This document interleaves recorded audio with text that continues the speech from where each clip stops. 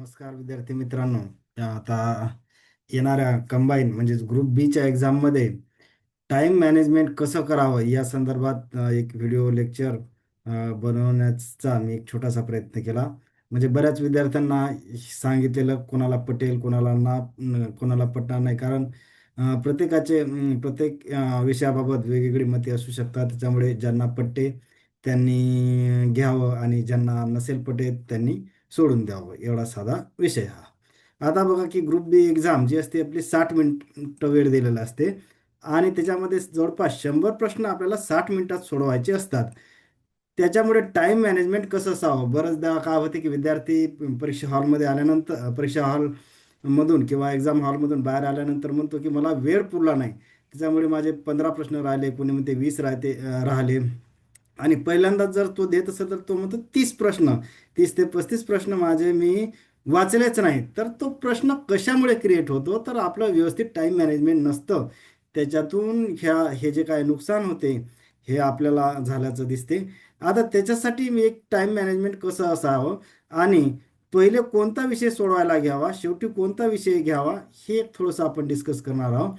तर आता शक्यतो पहिले असे विषय घ्यायचे की ज्याला टाइम कन्झ्युमिंग कमी असतो. म्हणजे आता बघा, मग टाइम कन्झ्युमिंग विषय कोणते, तर या जर आपण विषयाचा जर बघितलं तर विषय लिहिले आपण इकडे बघा. Subject history, geography, economics, science, current affairs, constitution म्हणजे राज्यघटना आणि ॲप्टिट्यूड, रिझनिंग अंकगणित व बुद्धिमत्ता.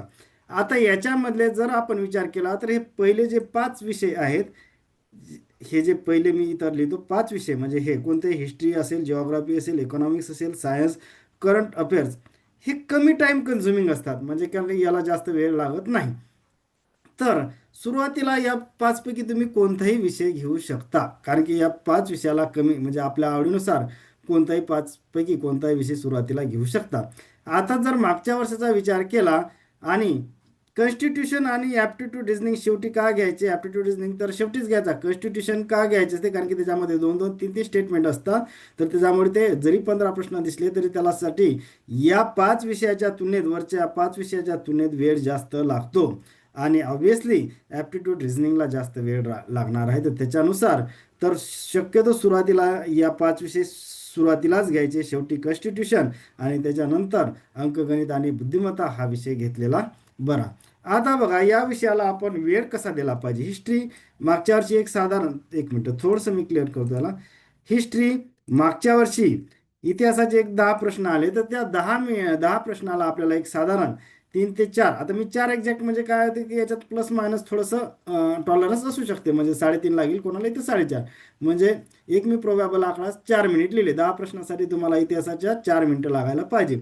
नंतर दुसरा आहे जिओग्राफी किंवा भूगोल ज्याला आपण म्हणतो, त्याचे मागच्या वर्षी 10 प्रश्न आले होते. हे 10 प्रश्न सोडवण्यासाठी एक साधारण 4च्या आसपास म्हणजे 3.5 ते 4.5च्या मधात तुम्ही पकडू शकता. 4 मिनिटं एक मी कन्सिडर केले.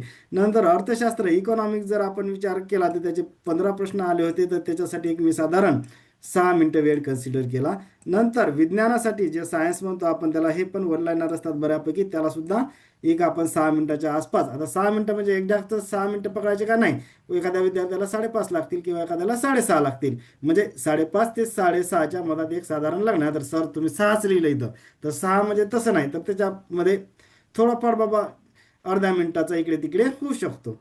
नंतर करंट अफेअरचे 15 प्रश्न आले होते मागच्या वर्षी, त्याच्यासाठी एक साधारण मी 6 मिनिटं वेळ कन्सिडर केला. नंतर बघा आता कॉन्स्टिट्यूशनचे 15 प्रश्न आले होते, पण मी त्याच्यासाठी 10 मिनिटं वेळ घेतला. कारण की काय असते की कॉन्स्टिट्यूशनचे बऱ्याचदा मोठे प्रश्न असतात, सेंटेन्स जे असते ते फिरवाफारवी केलेले असतात, त्याच्यामुळे जर असं विचार करून ते उत्तर द्यावं लागते, अदरवाईज नाही तर फसून जाते माणूस. क्लोज सेंटेन्स असतात, 2-2, 3-3 सेंटेन्सचे प्रश्न बऱ्याचदा असतात कॉन्स्टिट्यूशनमध्ये. त्याच्यामुळे आपण जरी इथं 15 प्रश्न आले तरी इथं मिनिटाचा कालावधी हे वाढवलेला दिसतो.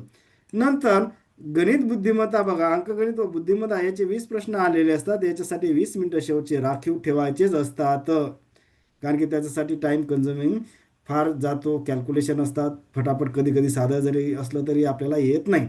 आता तुम्ही म्हणसाल सर इथं तर तुमचे 60 मिनिटं भरलेच नाही. इथं जर विचार केला 10 हे 20 किती झाले, 30. 30 आणि 3 18 म्हणजे किती झाले, जवळपास 38. 3 18 30 झाले. आणि हे किती झाले, 7 2 12, 42. 42 आणि 6 किती झाले, 48. 48 आणि 4 52 आणि 4 56. तुम्ही म्हणसा सर हे तर 56 मिनिटं झालं, मग 4 मिनिटाचं का का कुठे गायब झाले? 4 मिनिटं याच्यासाठी घेतले की ते आपल्याला जे गोले करायचे असतात किंवा गोल जो राऊंड असतो तो ब्लॅक पेननं डार्क करायचा असतो, त्याच्यासाठी साधारण 3.5 ते 4 मिनिटं लागतात. मधात ते इन्व्हिजिलेटर किंवा सुपरवायझर साईन घेण्यासाठी येतो. म्हणजे 4 ते 5 मिनिटं या 60 मिनिटातले आपण कन्सिडर करायचे नसतात ना. तर सर तुम्ही 60 मिनिटाचा हिशोब इथं 4 मिनिटाचा शॉर्टेज येते, तर त्याच्यामुळे मी हे 55 ते 56 मिनिटाचंच प्लॅनिंग केलं. कारण की ते गोले डार्क करण्यासाठी वेळ लागणार ना, एक प्रश्न झाला की. कारण की तो पण टाइम आपल्याला काउंटच करावा लागणार आहे. जो सुपरवायझर येतो तो सही घ्या जातो तिथं अर्धा मिनिट जाते आपला. म्हणजे असे 4 ते 5 मिनिटं आपल्याला राखीव ठेवावं लागतात. म्हणून मी प्लॅनिंग जे बनवलं हे 55 ते 56 मिनिटाचंच बनवलं. तर या प्लॅनिंग ना आता बघा, मग तुम्ही म्हणाल सर हे काय असं असते का? तर कसं असते की हे विश्वास ठेवायचा एक असते की बाबा ज्याला म्हणजे ज्याला चांगलं वाटलं त्याने घ्यायचं, अदरवाईज त्यांनी निग्लेक्ट करायचं. पण ते 4-5 मिनिटं आपल्याला गोले करणे किंवा जो सुपरवायझर किंवा इन्व्हिजिलेटर असतो तो साईन घेण्यासाठी येतो आपली किंवा तो फोटो वगैरे चेक करण्यासाठी, तर त्याच्यात अर्धा मिनिटं जाते. म्हणजे 4-5 मिनिटं आपण असे राखीव ठेवले. आणि हे 55 ते 56 मिनिटाचं आपण प्लॅनिंग जर केलं तर सहज तुमचं 100 प्रश्न 60 मिनिटामध्ये कवर होतातच. त्याच्यामध्ये फक्त एक मी काय सांगितलं की हे 5 विषय सुरुवातीला घ्यायचे, कॉन्स्टिट्यूशन आणि कॉन्स्टिट्यूशन याला 6व्या नंबरला घ्यायचा, मॅथ रिझनिंग शेवटचे 20 मिनिटं, आणि तो शेवटी घ्यायचा. शेवटचे 20 मिनिटं त्याच्यासाठी राखीव असलेच पाहिजे, कारण की ते टाइम कन्झ्युमिंग असतात. होप करतो समजलं असेल. समजलं असेल तर नक्कीच सबस्क्राईब करा. थँक्यू.